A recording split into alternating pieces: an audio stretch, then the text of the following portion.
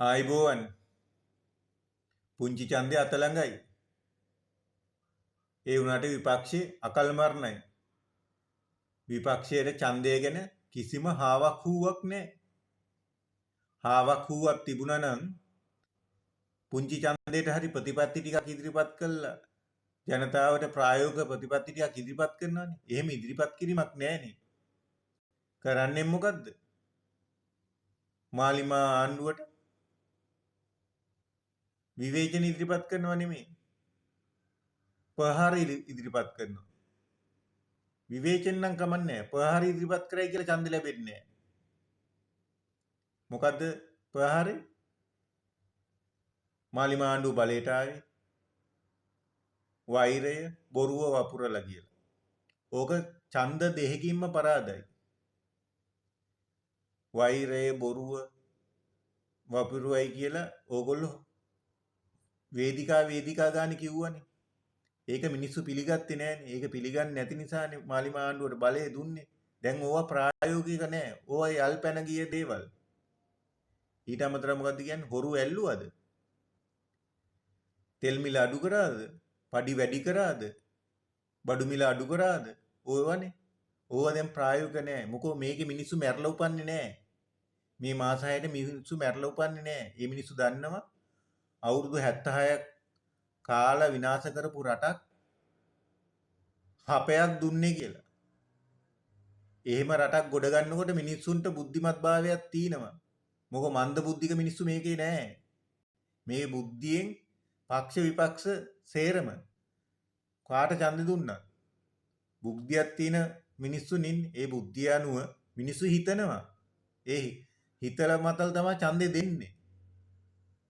ඒක නිසා හැමතිස්සෙම හොරු ඇල්ලුවද කියලා හොරු අල්ලන්න මිනිස්සු දන්නවා මාස 6න් බෑ. ඒකට කාලයක් යනවා. ඒවට නීතිමය ප්‍රතිපාදන යොදනවා. ඒව යොදලා තියෙන්නේ දැන් තමයි. ඒක නිසා මිනිස්සු විමසිල්ලෙන් ඉන්නවා. ඒ වගේම තෙල් මිල අඩු කරාද?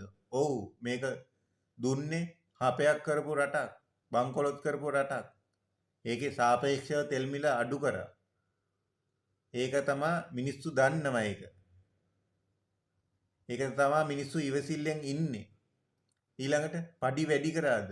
ඔව් පඩි වැඩි කරා. රටේ ආර්ථික තත්ත්වය අනුව සාපේක්ෂව පඩි වැඩි කරා. මොකද පඩි වැඩි කරන්නේ කියලා සමහර මිනිස්සු අපිට මාධ්‍යයෙන් දැකලා තිනවා. අපි මාධ්‍යයෙන් දැකලා තිනවා. පඩි වැඩි කරන්න නෙමෙයි රට හදන්නයි කියලා ඕනේ. එහෙම කියන රාජ්‍ය සේවකයෙක් හිටියා. මිනිස්සුන්ගේ බලාපොරොත්තු රට හැදීම.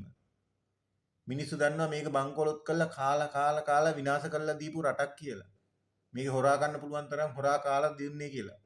ඒ වගේ මිනිස්සු දන්නවා හොරා කෑවෙත් ආයිත් හවු වෙන්න පුළුවන් තාලටත් නෙමෙයි කියලා.